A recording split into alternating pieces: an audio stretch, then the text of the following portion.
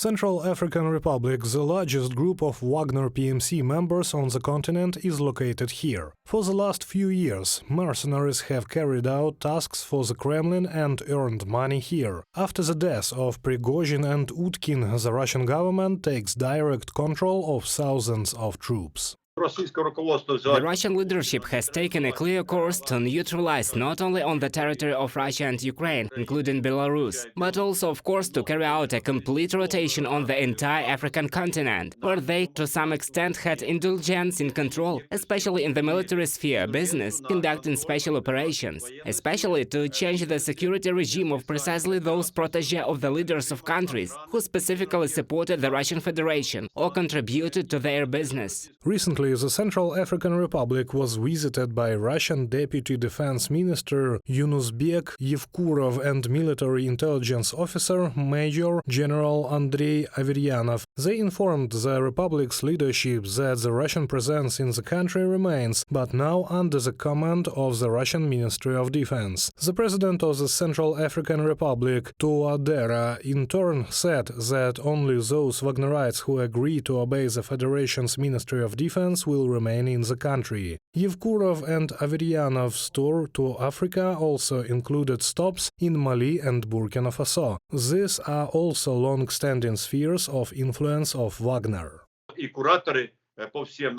And the curators in all areas of the Ministry of Defense made a decision at the highest level that right now the main intelligence directorate of the General Staff will control all units that will provide security for embassies. On the other hand, to carry out all these measures to control regimes, carry out coups taking into account the use of force, and of course creating conditions for a more effective Russian policy in a particular country. What are these countries? This is Sudan, this is the Central African Republic, this is Eritrea. This is the Republic of South Africa. According to analysts, practically nothing has changed in the structure and work of the Russian mercenary group in Africa. Most commanders have retained their posts and the militants continue to provide services to local regimes. In return, they share income from the extraction of natural resources, and all this Kremlin propaganda calls ensuring security.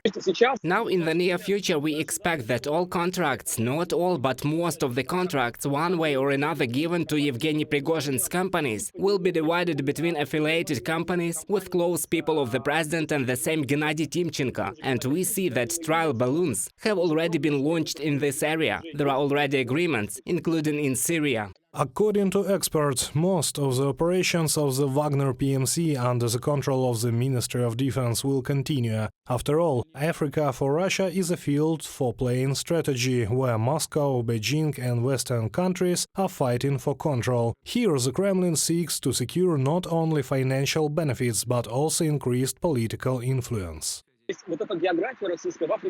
This Russian geography in Africa is very wide, and having put its roots there, Russia has indeed captured quite a lot of oil fields, including in Syria. Well, there are a lot of diamonds deposits. That's why Putin and Timchenko and the entire Russian leadership are placing such a big bet on Africa. Well, under the conditions of sanctions, when Russia will greatly reduce the supply of various components, for example for aircraft as well as for weapons, well, Africa is such a new front. At the same time, the change in control led to a disruption in the logistics of the Wagnerites in Africa, the Institute for the Study of War writes in its report. Because of this, the rebel coalition coordination of Azawad movements was able to recapture the city of Burem in Mali from the Wagner group.